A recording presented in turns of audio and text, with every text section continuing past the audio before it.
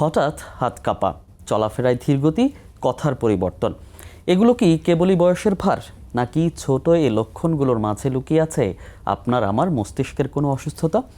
দর্শক, বদ্যিবাড়ির আজকের পর্বে আমরা জানবো এসব সংকেত, সতর্কতা ও চিকিৎসার কথা। আর এসব বিষয়ে জানানোর জন্য স্টুডিওতে উপস্থিত আছেন দুজন বিশেষজ্ঞ চিকিৎসক। আছেন অধ্যাপক ডাক্তার আহসান হাবিব হেলাল, নিউরোলজিস্ট ও মুভমেন্ট ডিসঅর্ডার বিশেষজ্ঞ। স্যার, আপনাকে স্বাগত বদ্যিবাড়িতে। ধন্যবাদ। এছাড়াও আছেন ডাক্তার নাইম আনোয়ার, সহকারী অধ্যাপক, নিউরোলজি, বাংলাদেশ মেডিকেল বিশ্ববিদ্যালয়। স্যার, আপনাকেও স্বাগত। এবং সঙ্গে আছি আমি, মনির হোসাইন।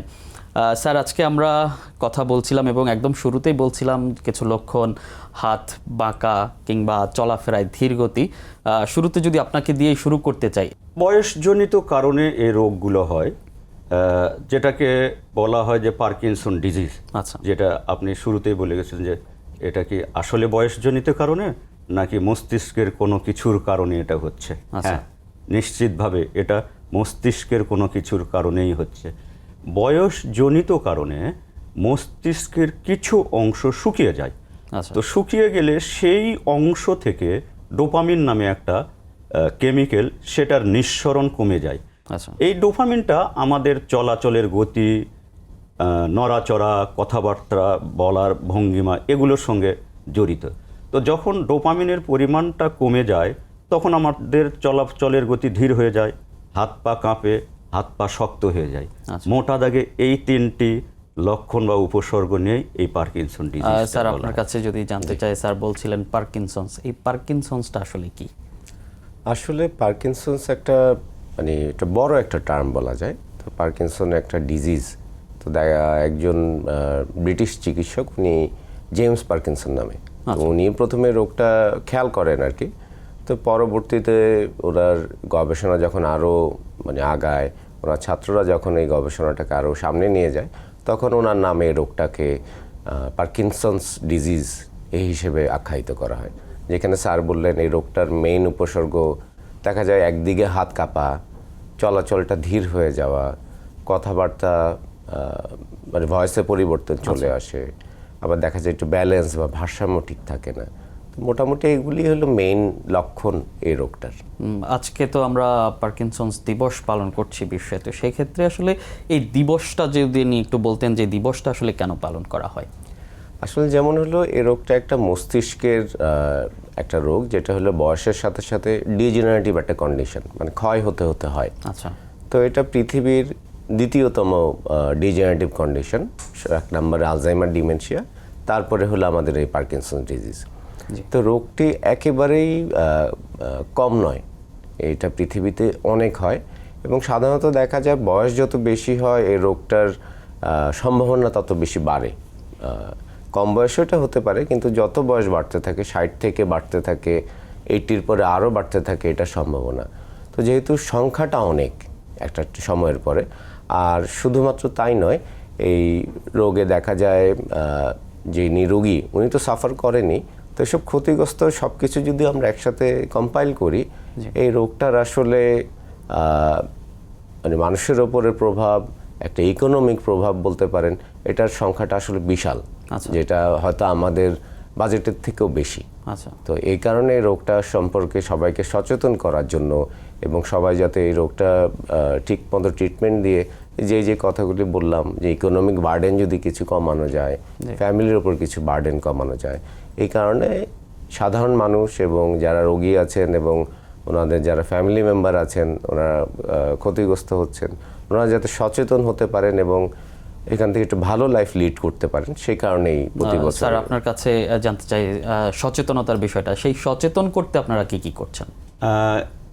এই ধরনের রোগীর লোক এবং সাধারণ জনগণকে সচেতন করার জন্য প্রায় এক যুগ ধরে আমরা কাজ করে যাচ্ছি। প্রায় 14 সাল থেকে আমরা এই অ্যাক্টিভিটিসগুলো করে আসছি এবং এই অ্যাক্টিভিটিসের পার্ট হিসাবে আমরা প্রতি বছর 11 এপ্রিল বিশ্ব পার্কিনসন দিবসের পাশাপাশি বাংলাদেশে এই দিবসটি পালন করে থাকি এবং সেটার পার্ট হিসাবে আমরা বিভিন্ন মেডিকেল ইনস্টিটিউটে র্যালি করি, ব্যানার করি, পোস্টার করি, পার্কিনসন ডিজিজের সম্পর্কিত তথ্যাবলী নিয়ে লিফলেট তৈরি করেছি আমরা। সেগুলো রোগীদেরকে, রোগীর লোকজনকে, সাধারণ লোকজনকেও দেই। বুকলেট তৈরি করেছি আমরা এবং সেটা অনেক আমরা প্রচার করেছি। এই রোগ সম্পর্কে জনগণকে সচেতন করার জন্য আমরা প্রায় 10 মিনিটের একটা ডকুমেন্টারি ফিল্ম তৈরি করেছি, যেটা ইউটিউবে সার্চ দিলে পাওয়া যায়। ফলে হয়েছে কি যে এগুলো করার ফলে লোকজন আগের চেয়ে কিছুটা হলেও সচেতন হয়েছে। আচ্ছা স্যার, এই যে সচেতনতাগুলো করছেন বা আমরা যারা শহর কেন্দ্রিক বসবাস করি, আমরা তো অনেক সময় অনেকে সচেতন কিংবা জানা যায়, একদম প্রান্তিকে পৌঁছানোর জন্য আপনারা কোনো পদক্ষেপ নিচ্ছেন কিনা? এখনকার যুগটা তো হলো ডিজিটালাইজেশনের যুগ। জি। তো আমাদের এই যেটা বললাম যে ডকুমেন্টারি ফিল্ম যেমন ইউটিউবেও আছে, তেমনি আমাদের নিজস্ব একটা ওয়েবসাইটও আছে। আচ্ছা। এবং পাশাপাশি আমাদের যে এই যে আজকে যে কথাগুলো বলছি, গত 14 বছর যাবৎ বিভিন্ন মিডিয়াতেই আমরা এই কথাগুলো বলছি। আচ্ছা, আচ্ছা। এবং একদম প্রান্তিক পর্যায়ের লোক এসে সরাসরি আমাকে বলে, প্রায় পাই যে স্যার আপনার একটা ভিডিও বা আপনাদের মতো আরেক স্যারের একটা ভিডিও আমরা অনলাইনে দেখেছি এবং সেটা দেখে আপনার কাছে বা আপনাদের কাছে আসছি। কাজে প্রান্তিক পর্যায়েও মেসেজটা পৌঁছে যাচ্ছে। মানুষও সচেতন হচ্ছে। স্যার, যদি একটু এবার আবার ওই সেই পার্কিনসন্সে ফিরে যাই, সেক্ষেত্রে কেন হয়, এটার মূল কারণটা কি? আসলে রোগটার মধ্যে দেখা যায় অ্যারাউন্ড 90% 90% ক্ষেত্রে এটার কোনো আসলে কারণ নাই। বয়সের সাথে সাথে একজন মানুষের ওই স্পেসিফিক পার্টটাই কেন মানে ক্ষয় হবে সেটা খুঁজে বের করা যায়নি। আর যে অল্প কিছু সংখ্যা, এটা 10 থেকে 15%, ওটা দেখা যায়, ওটার কিছু কারণ পাওয়া যায়, কিছু জেনেটিক কিছু কজ পাওয়া যায়, কিছু কমন জেনেটিক কিছু কজ পাওয়া যায়। এটা ছাড়াও, জেনেটিক ছাড়াও কিছু এনভায়রনমেন্টাল কিছু কজ পাওয়া যায়। যেমন হলো কিছু কীটনাশক হতে পারে, তারপরে হলো আরও অন্যান্য কেমিক্যালের এক্সপোজারের কারণে দেখা যায় ওই মস্তিষ্কের স্পেসিফিক অংশটি ধীরে ধীরে ক্ষয় হয় এবং ওই নিউরনগুলি, মস্তিষ্কের ওই নিউরনগুলি ওই নিউরো ট্রান্সমিটারটা ঠিকমতো তৈরি করতে পারে না। তখন এই সিমটমগুলি চলে আসে। স্যার, কারা বেশি ঝুঁকিতে আছে এটাতে? একদম স্পেসিফিক্যালি বলা যাবে না, এটাকে বলাই হচ্ছে ইডিওপ্যাথিক পার্কিনসন ডিজিজ। আচ্ছা, মেডিকেল টার্ম। ইডিওপ্যাথিক কথার অর্থ কি, বাংলায় বলি আমরা যে অজানা। সুতরাং কে অ্যাফেক্টেড হবে স্পেসিফিক্যালি বলা যাবে না এটা। তবে উন্নত বিশ্বে, ইউরোপ আমেরিকাতে কিছু রিসার্চ হচ্ছে, যেটা নাইম বলার চেষ্টা করেছে, যে কিছু মানে ইনসেকটিসাইড বা পেস্টিসাইড, এগুলোর এক্সপোজার যাদের বেশি হয়, কম্পারেটিভলি তাদের ঝুঁকিটা একটু বেশি থাকে সাধারণ মানুষের জন্য। কিন্তু একদম 100% এখনো ধরা যায়নি যে কারা ঝুঁকিতে থাকবে।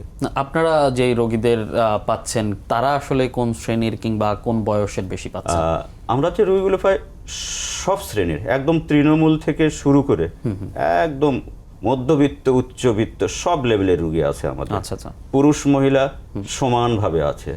এবং যারা আমাদের কাছে আসছে তাদের মধ্যে কিছু অংশ আছে 50 বছরের নিচেও এফেক্টেড হয়, এরকম কিছু আছে 10%-এর মতো। আচ্ছা, এই বয়সের ভিত্তিতে যদি বলতে চাই যে কোন বয়সের মানুষ আসলে বেশি আক্রান্ত হচ্ছে পার্কিনসন্সে? 50-এর পর থেকে বেশি আক্রান্ত হয় এবং বলা হয় যে প্রতি ডিকেডে এর হারটা বাড়তে থাকে। 60-এর বেশি পরে আরো ঝুঁকি বেড়ে যায়, 70-এর পরে আরো ঝুঁকি বেড়ে যায়, 80-র পরে আরো বেশি ঝুঁকি যায়। তার মানে কাটমার্ক বৈজ্ঞানিকভাবে এটা এস্টাবলিশ যে 50-এর পরে বেশি হয়। আচ্ছা। এবং বয়স যত বেশি বাড়ে তত বেশি হয়, 50-এর নিচে কম হয়। কম বয়সী হওয়ার কি সম্ভাবনা আছে কিনা? হ্যাঁ, কম বয়সে তো হয়। যে আমরা তো রুগী পেয়েছি, বাংলাদেশেও পেয়েছি। 20 বছর বয়সের, 30 বছর বয়সের রুগীও আমরা পেয়েছি। এমনকি আমার নিজের ডায়াগনোসিস করা রুগী আছে, টাঙ্গাইলের একটা মেয়ে, যার বয়স 13 বছর বয়সে আমি ডায়াগনোসিস করেছি এবং সেই মেয়েটি এখনো চিকিৎসা পায় আমার কাছে। ময়মনসিংহের একটা ছেলে আছে, ইয়াং, 17 বছর বয়সে তার পার্কিনসন ডিজিজ ধরা পড়েছে এবং তার বয়স এখন 26-এর মতো, সে এখনো চিকিৎসা পাচ্ছে। তার মানে বাংলাদেশেও কম বয়সের রোগী আছে। এটা তাহলে একটা সতর্ক না স্যার? এটা তো সতর্কতা, এটা সতর্কতা। কিন্তু এটা হচ্ছে যে ধারণা করা হচ্ছে যে এটা জেনেটিক মিউটেশনের কারণে হতে পারে।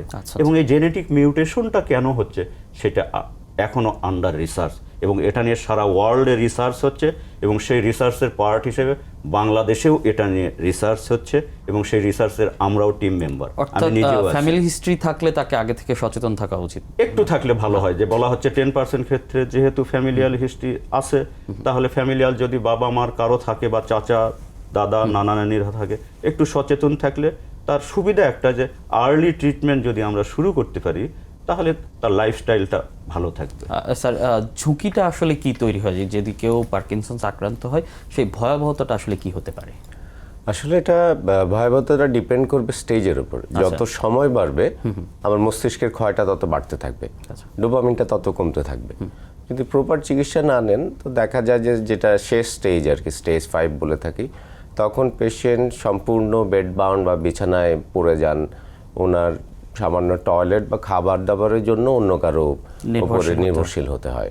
তো সেটা হলো একটা ডিজিজের সবচেয়ে ভয়াবহ ব্যাপার, যে আমি আমার জীবনের বেসিক জিনিসগুলি আমি করতে পারছি না, অন্য আরেকজনের উপর আমি নির্ভরশীল। সেক্ষেত্রে তার শরীরের যে অন্যান্য অঙ্গ প্রত্যঙ্গ যেগুলো আছে সেগুলোর উপর কোনো ইফেক্ট পড়ে? অবশ্যই যদি একজন মানুষ ঠিকমতো নড়াচড়া করতে না পারেন, ওনার মাসল হাড্ডি আস্তে আস্তে এগুলি ক্ষয় হতে থাকবে, আশেপাশের অন্যান্য সমস্যা তৈরি হতে থাকবে। একটা জিনিস যদি মানে একজন মানুষ যদি মুভমেন্ট না করে, দেখবেন যে যারা আমাদের বৃদ্ধ বা অন্যান্য যে রোগীরা আছেন বিছানায় পড়ে যান, ওনাদের দেখবেন যে ওনাদের আসলে কতটুকু শরীরের মানে ক্ষয় হয়ে যায়, ওনারা কঙ্কালসার হয়ে যান। তো সেটা অবশ্যই একটা অন্যান্য অর্গানের উপরে বা অন্যান্য সিস্টেমের উপরে বড় ইম্প্যাক্ট ফেলে। পার্কিনসন্সের বিষয়ে মৃত্যুর হারটা কেমন স্যার? বা মানে ডিপেন্ড করবে রোগটা কোন স্টেজে, কিন্তু এটা বলা হয় WHO-র একটা রিসেন্ট একটা স্টাডিতে ওরা বলেছেন যে হয়তো 2050-এ পার্কিনসন ডিজিজ এবং যে আলজাইমার ডিমেনশিয়া দুইটা মিলে হয়তো দ্বিতীয় নাম্বার কজ অফ ডেথ হয়ে যাবে পৃথিবীতে, যেটা ক্যান্সারকে সরিয়ে 2 নম্বরে চলে আসতে পারে। কিন্তু সেটা 2050-এ, কারণ আমাদের সময়ের সাথে সাথে আমাদের দেখা যাচ্ছে যে আমাদের মানে লাইফ এক্সপেক্টেন্সিটা অনেক বেড়ে গেছে। তো বেড়ে যাওয়ার কারণে 2050 হয়তো আমরা আরও বেশি বাঁচবো, সাধারণ গড় আয়ুটা আরও বেশি হবে। আচ্ছা, দ্বিতীয় নম্বরে আসা এটা কিন্তু বড় সতর্কতা আমাদের জন্য এবং বড় বার্তা। সেক্ষেত্রে চিকিৎসার কথা বলছিলেন এবং প্রাথমিক পর্যায়ে চিকিৎসার কথা এবং প্রাথমিক পর্যায়ে ডায়াগনোসিসের কথা বলছিলেন। সেই ডায়াগনোসিসটা আসলে কিভাবে করা সম্ভব? ডায়াগনোসিসটা আসলে এটা বলা আছে যে পুরোপুরি ক্লিনিক্যাল এক্সামিনেশনের মাধ্যমে, অর্থাৎ রোগীর উপসর্গ দেখে একজন নিউরোলজিস্ট বা মেডিসিন বিশেষজ্ঞ তার কিছু শারীরিক পরীক্ষা করবে, আমরা বলি যে ক্লিনিক্যাল এক্সামিনেশন। তার হাত পা শক্ত হয়েছে কিনা, ট্রেমরটা আসলে পার্কিনসন ডিজিজের কারণে নাকি অন্য কোনো অসুখের কারণে, সেটা ডিফারেন্সিয়েট করার কতগুলো এক্সামিনেশন আছে। এই ক্লিনিক্যাল এক্সামিনেশনের মাধ্যমে ডায়াগনোসিস করা যায়। শুধুমাত্র কিছু কিছু ক্ষেত্রে আমরা ব্রেনের সিটি স্ক্যান বা MRI করে থাকি, সব ক্ষেত্রে না। কেন করি? অনেক সময় সন্দেহ হয় ব্রেনের অন্য কোনো কারণে এই ফিচারগুলো আসছে কিনা, সেটা এক্সক্লুড করার জন্য কিছু ক্ষেত্রে আমরা এই সিটি স্ক্যান বা MRI অফ ব্রেন করে থাকি। কিন্তু বেশিরভাগ ক্ষেত্রে 90% ক্ষেত্রে আমরা কোনো পরীক্ষার প্রয়োজনই হয় না আমাদের, শুধু ক্লিনিক্যাল এক্সামিনেশন, রোগ ধরা পড়ে যায়। রোগ যখন ধরা পড়ে তখন চিকিৎসাটা কি? চিকিৎসার বেসিক থিং হলো যে ওই যে শুরুতে আমি বলেছিলাম যে ব্রেনে ডোপামিন নামে একটা নিউরোট্রান্সমিটার বা কেমিক্যালের ঘাটতি হয়। তো ঔষধটাও আমরা এমন ফরম্যাটে দিই যেটা ব্রেনে গিয়ে ডোপামিনে পরিণত হয়। যেমন লিভোডোপা কার্বিডোপা কম্বিনেশন নামে একটা ঔষধ আছে, সারা ওয়ার্ল্ডে আছে, বাংলাদেশে একদম অ্যাভেইলেবল। তো এই ঔষধটা যখন দেওয়া হয় এটা মস্তিষ্কে পৌঁছার পরে ডোপামিনে পরিণত হয় এবং তখন তার উপসর্গগুলো কমতে থাকে, চলাচলের গতি স্বাভাবিকের দিকে আসে, কাঁপুনি কমে যায়, মাসল যেটা শক্ত হয়ে গেছে সেটা স্বাভাবিক নরম হয়ে যায়। এইটাই হলো মূল চিকিৎসা। এবং এর সঙ্গে অন্য যে ঔষধগুলো আছে সেগুলোকে বলা হয় ডোপামিন অ্যাগনিস্ট, অর্থাৎ ডোপামিনের মতোই কাজ করে। এইটাই হলো মূল চিকিৎসা। চিকিৎসায় সুস্থ হওয়ার সম্ভাবনা কতটুকু স্যার? এটা হলো যে নন কিউরেবল ডিজিজ, এটা মনে রাখতে হবে যে 100% ভালো হবে না। ডায়াবেটিসের মতো, ডায়াবেটিস যেমন কখনোই ভালো হয় না, কিন্তু চিকিৎসা নিলে ভালো থাকে। পার্কিনসন ডিজিজটা পুরোপুরি ভালো হবে না, কিন্তু চিকিৎসা নিলে উনি স্বাভাবিক জীবনযাপন করতে পারবেন। অফিস, ব্যবসা, সংসার সবকিছুই করতে পারবেন। আচ্ছা, স্বাভাবিক। সেক্ষেত্রে স্যার আপনার কাছে যদি জানতে চাই, স্যার বলছিলেন চিকিৎসায় পুরোপুরি সুস্থ হওয়া সম্ভব না, সেক্ষেত্রে কিছু জটিলতার কথাও আপনি বলছিলেন এর আগে। তো সেক্ষেত্রে আসলে সার্জারির মতো চিকিৎসায় যাওয়া লাগে কিনা? আসলে পার্কিনসন ডিজিজের মেইন থিম ট্রিটমেন্টের হলো যে ডোপামিনটা আমার নাই সেটা রিপ্লেস করা। আচ্ছা, সেটা ওষুধের মাধ্যমে প্রথমে করা হয়, কিন্তু ওষুধের কিছু সাইড এফেক্ট থাকে। তো একটা পার্কিনসন ডিজিজের রোগী যখন 10 বছর 15 বছর হয়ে যান, তো বিভিন্ন সাইড এফেক্ট চলে আসতে থাকে। তো ওষুধটা যাতে আমরা একটু কম দিতে পারি এবং ওই সাইড এফেক্টগুলি যাতে আমরা অ্যাভয়েড করতে পারি, সেটা করার জন্য অবশ্যই সার্জিক্যাল কিছু প্রসিডিউর আছে। সেটা খুবই এক্সিলেন্ট কিছু সার্জারি, এটা মানুষ জাগা অবস্থায় সার্জারিটা করা হয়, এটাকে আমরা ডিপ ব্রেন স্টিমুলেশন বলে থাকি। তো এটা মস্তিষ্কের মধ্যে স্পেসিফিক কয়েকটা জায়গায় ওইখানে হলো তড়িৎ প্রবাহের মাধ্যমে ওই জায়গাগুলিকে স্টিমুলেটেড করা হয়। আচ্ছা, তো ওটার কারণে হলো যে পার্কিনসন ডিজিজের যে সার্কিটটা সেটা ঠিক হয়, তখন দেখা যায় যে হাত কাঁপা বা ওই যে ধীর গতি হয়ে যাওয়া সেগুলি অনেকাংশে কমে আসে। আচ্ছা। সার্জারিটা করা যায়। আমাদের দেশে কি হচ্ছে? আমাদের দেশে সার্জারিটা শুরু হয়েছিল, এখনো হবে হয়তো আশা করি। আমাদের আগে হয়েছিল, স্যার ওই টিমের মেম্বার ছিলেন। আচ্ছা স্যার, এই যে চিকিৎসার কথা আসছিলাম, কিংবা স্যার বলছিলেন যে অস্ত্রোপচারের কথা, তো সেই ক্ষেত্রে আসলে চিকিৎসাটা আসলে কতটুকু পাওয়া যাচ্ছে আমাদের দেশে এবং কোথায় পাওয়া যাচ্ছে? ঔষধ যেটা, এটা একদম অ্যাভেইলেবল, একদম প্রান্তিক পর্যায়ের দোকান, ঔষধের দোকানে এই ওষুধগুলো পাওয়া যায়। এবং চিকিৎসা করবে কে? চিকিৎসা করে সবচেয়ে ভালো হলো নিউরোলজিস্ট, এবং নিউরোলজিস্টের মধ্যে স্পেশালি যারা মুভমেন্ট ডিসঅর্ডার স্পেশালিস্ট আছে, মানে এই ধরনের মুভমেন্ট রিলেটেড যে রোগগুলো নিউরোলজি আছে সেটাকে বলা হয় মুভমেন্ট ডিসঅর্ডার। এই রিলেটেড যারা আছে, যেমন নাইমের সে বিষয়ে ফেলোশিপ করা আছে বাইরে মুভমেন্ট ডিসঅর্ডার। আচ্ছা, তো এরা সবচেয়ে ভালো চিকিৎসা করে। এর বাইরে মেডিসিন বিশেষজ্ঞও করতে পারেন। কোন ইনস্টিটিউটে পাওয়া যায়? যেমন আমি যদি মোটা দাগে বলি, বাংলাদেশের সবগুলো মেডিকেল কলেজে বর্তমানে নিউরোলজিস্ট পদায়ন করা আছে। তার মানে সবগুলো মেডিকেল কলেজে এর চিকিৎসা অ্যাভেলেবল। আচ্ছা। মেডিসিন বিশেষজ্ঞের চিকিৎসা দিতে পারেন। এখন এটা আমাদের গর্বের বিষয় যে প্রতিটা উপজেলা লেভেলে কিন্তু এখন মেডিসিন বিশেষজ্ঞ আছে। কাজে প্রান্তিক পর্যায়ে আমরা এই চিকিৎসা দিতে পারি, মানে উপজেলা লেভেল পর্যন্ত এই চিকিৎসা অ্যাভেলেবল। যেহেতু দীর্ঘদিন চিকিৎসা নিতে হয়, একদম শেষ পর্যন্ত, কিংবা ডায়াবেটিসের মতো বলছিলেন যে সুস্থ হচ্ছে না, সেক্ষেত্রে খরচের বিষয়টা যদি আসে, খরচটা কতটা ব্যয়বহুল?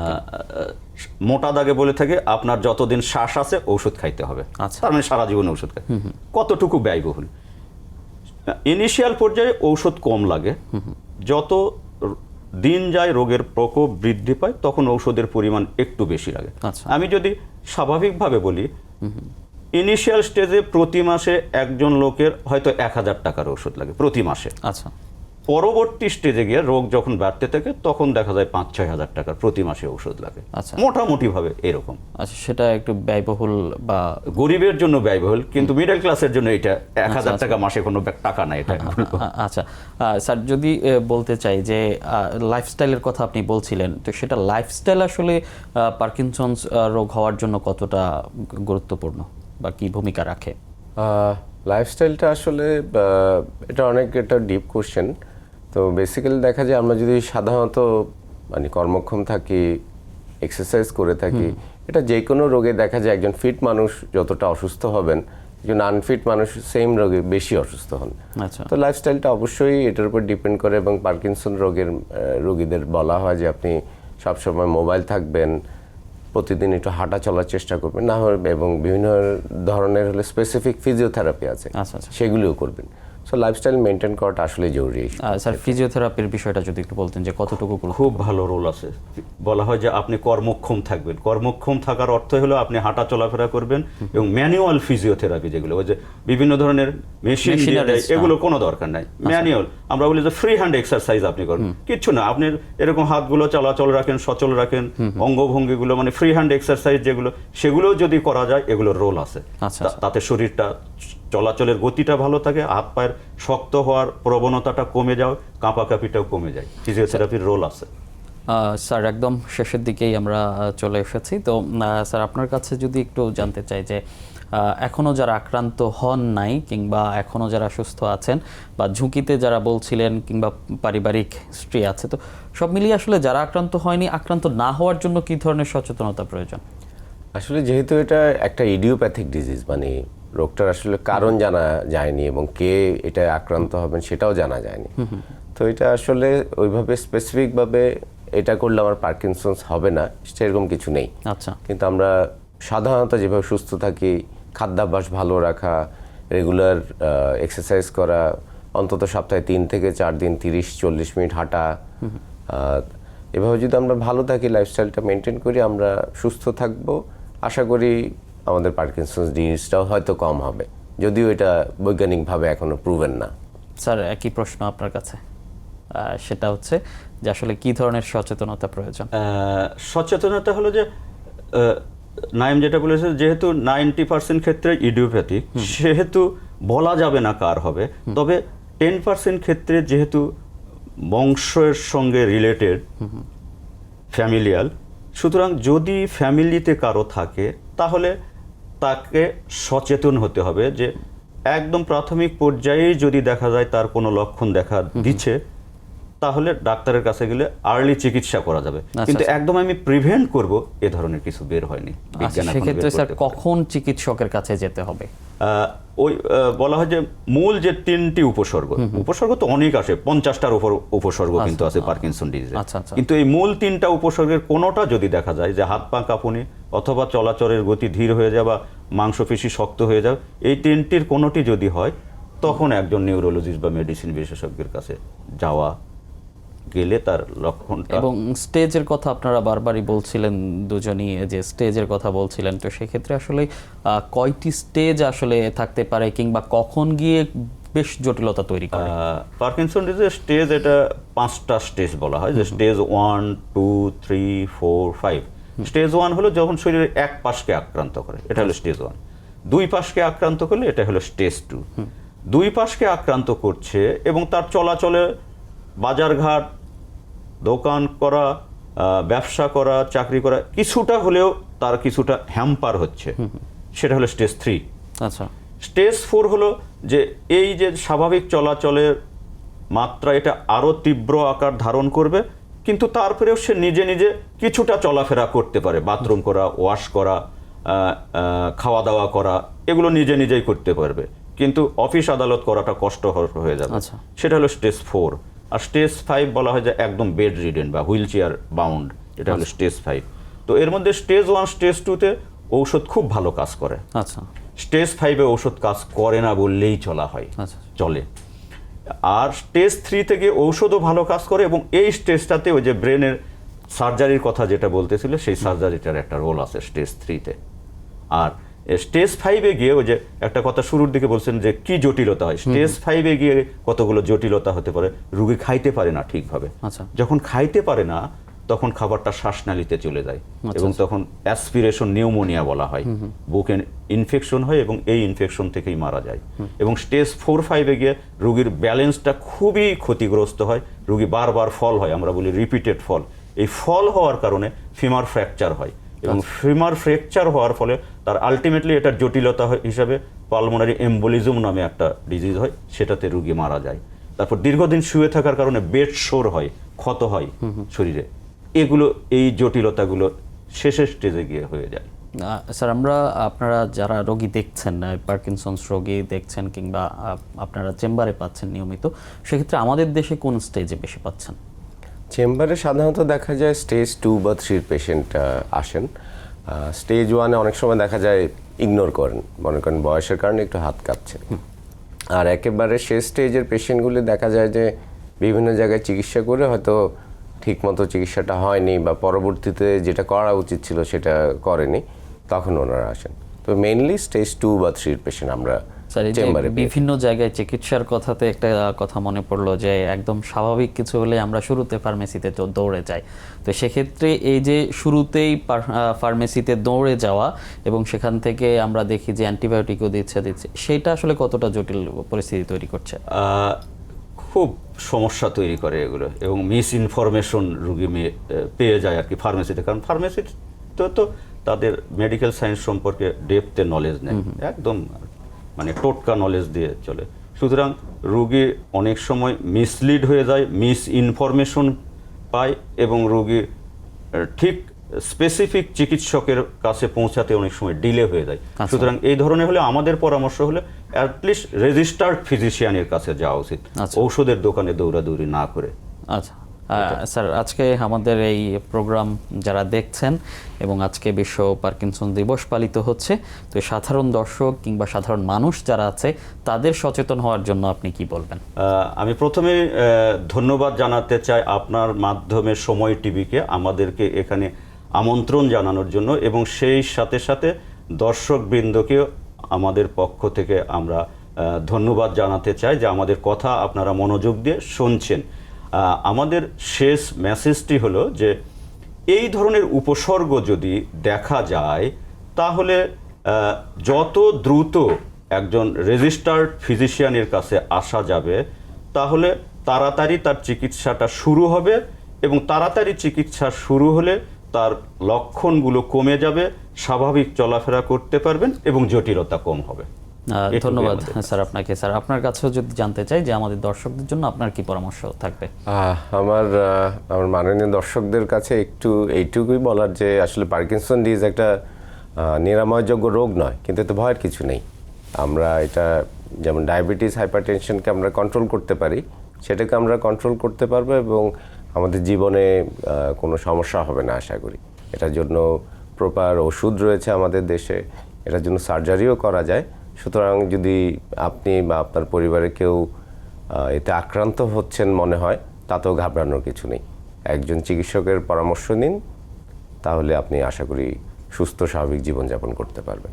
স্যার আপনাদের দুজনকেই অসংখ্য ধন্যবাদ আজকে স্টুডিওতে আসার জন্য। আপনাকেও ধন্যবাদ। দর্শক, কথা হয়েছে পার্কিনসন্স নিয়ে, অর্থাৎ আজকের যে বিশেষজ্ঞ চিকিৎসকরা আছেন তারা যেটি বলছিলেন যে খুব সামান্য যে লক্ষণ, সেই লক্ষণগুলো যদি প্রকাশ পায় তাহলে অবহেলা করা যাবে না, যেতে হবে চিকিৎসকের কাছে, তাহলেই মিলবে মুক্তি। দর্শক, আজকের বুদ্ধিবাড়ি এ পর্যন্ত। পরবর্তীতে দেখা হবে অন্য কোনো অতিথি নিয়ে, অন্য কোনো বিষয় নিয়ে। ততক্ষণ ভালো থাকুন, সুস্থ থাকুন আর সঙ্গে থাকুন সময়ের।